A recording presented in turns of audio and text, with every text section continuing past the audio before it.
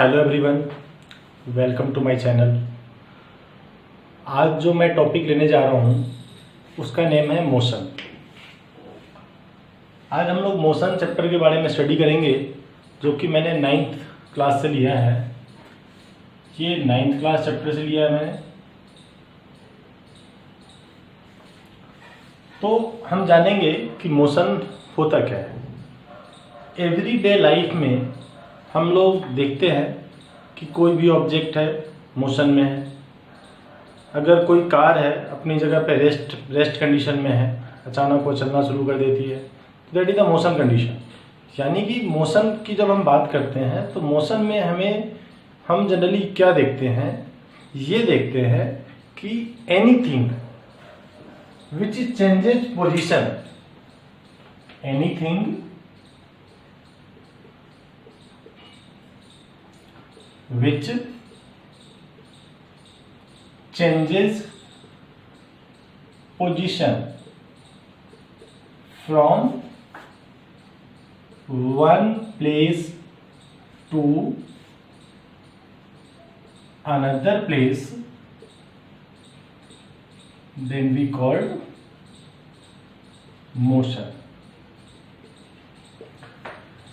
यानी कि मोशन में हम लोग ये देखते हैं कि अगर ऑब्जेक्ट अपने पोजीशन को चेंज करती है तो हम उसको मोशन कहते हैं।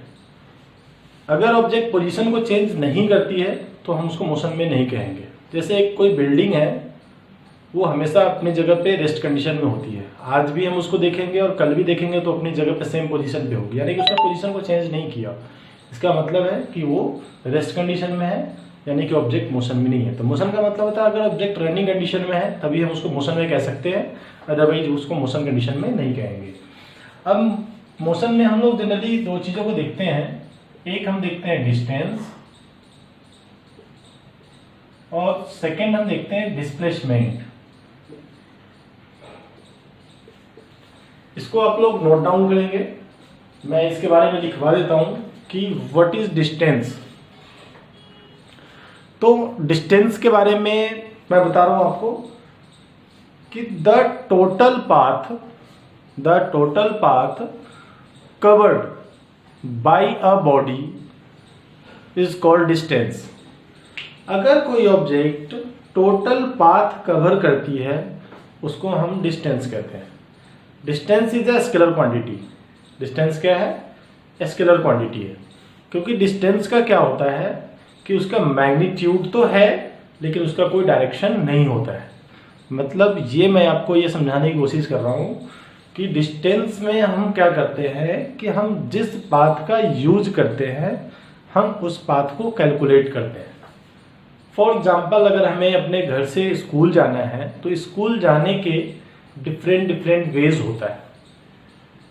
तो हो सकता है कि किसी दिन हमने एक पाथ का यूज किया, दूसरे दिन दूसरे पाथ का यूज किया। तो अलग अलग पाथ का अगर हमने यूज किया तो हमारा डिस्टेंस भी डिफरेंट आता है। तो डिस्टेंस में हम क्या करते हैं कि the total path covered by a body is called distance. इसलिए इसका कोई डायरेक्शन नहीं है, इसका मैग्नीट्यूड तो है कि हम जिस पाथ को यूज करेंगे उसको हम कैलकुलेट करेंगे तो अलग अलग केसेस में अलग अलग डिस्टेंस आएगा। ठीक है, मैं इसको एक ग्राफ से आपको मैं ये समझाता हूँ। फॉर एग्जाम्पल, ये ट्रायंगल का है। इसमें फॉर एग्जाम्पल कोई एक ऑब्जेक्ट है, ए से बी गया, बी से सी गया।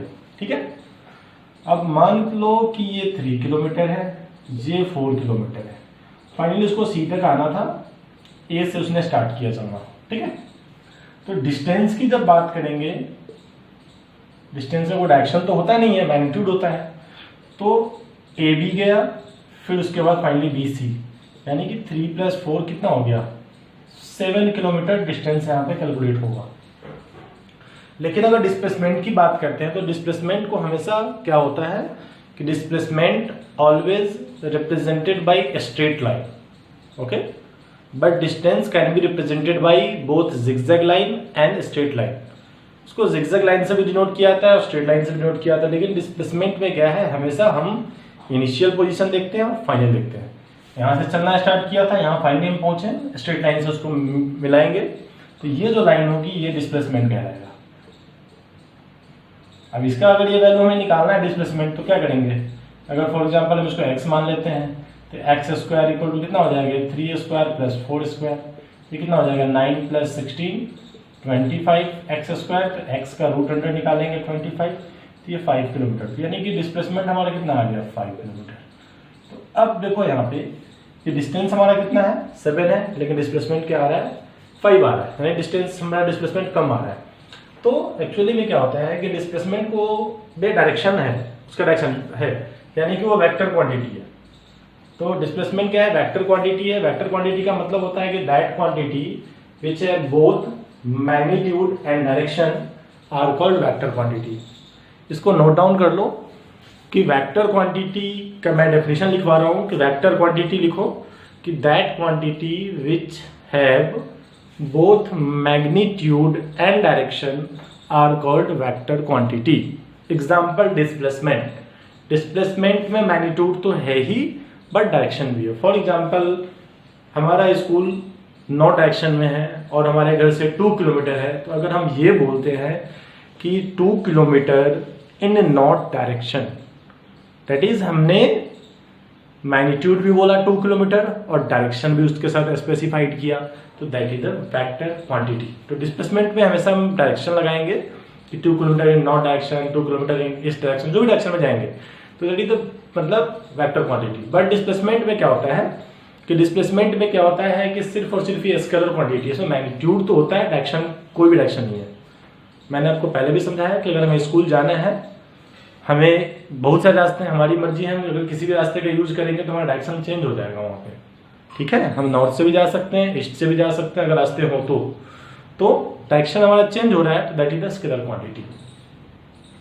तो होपफुली ये आपको समझ में आया होगा कि what is distance and displacement. Displacement का आप डेफिनेशन भी लिख लो कि डिस्प्लेसमेंट का डेफिनेशन होता है कि the shortest possible path covered by a body are called displacement. जैसे मैंने उस डायग्राम में समझा रखा है कि A to C, तो वो डिस्प्लेसमेंट है, सबसे शॉर्टेस्ट है, इसलिए उसका कैलकुलेशन भी कितना आ रहा है 5 किलोमीटर आ रहा है, जबकि डिस्टेंस हमारा 7 किलोमीटर है, ठीक है।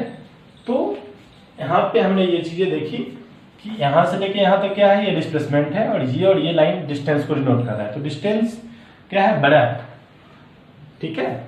तो यहाँ पे ये सारी चीजें आपको क्लियर हो गया होगा कि डिस्टेंस और डिस्प्लेसमेंट में क्या डिफरेंस है। डिस्टेंस स्केलर क्वांटिटी है, total path covered by a body is called distance. Displacement क्या है वेक्टर क्वांटिटी है, and shortest possible path covered by a body is called displacement, ठीक है। और distance can not be zero, एक line एक note down कर दो, distance can not be zero but displacement can be zero. For example हम घर से स्कूल जाते हैं, स्कूल से वापस घर आते हैं, तो हमारा दोनों पॉइंट सेम है, तो डिस्प्लेसमेंट जीरो हो जाएगा।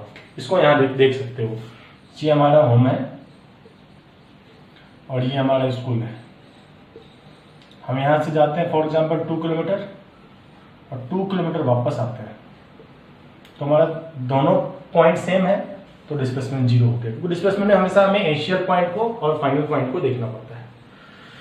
तो आज हमने थोड़ी सी बेसिक आपको बताया कि ये मोशन क्या होता है, डिस्टेंस क्या होता है एंड डिस्प्लेसमेंट क्या होता है। होपफुली आपको कुछ समझ में आया होगा कि जो डिस्प्लेसमेंट और डिस्प्लेसमेंट में क्या डिफरेंस है।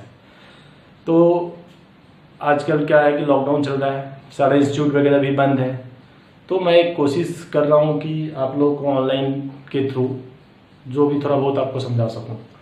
अगर आपको कुछ पूछना हो, समझना हो, तो आप मुझे कमेंट में लिख सकते हो, भेज सकते हो। Thank you.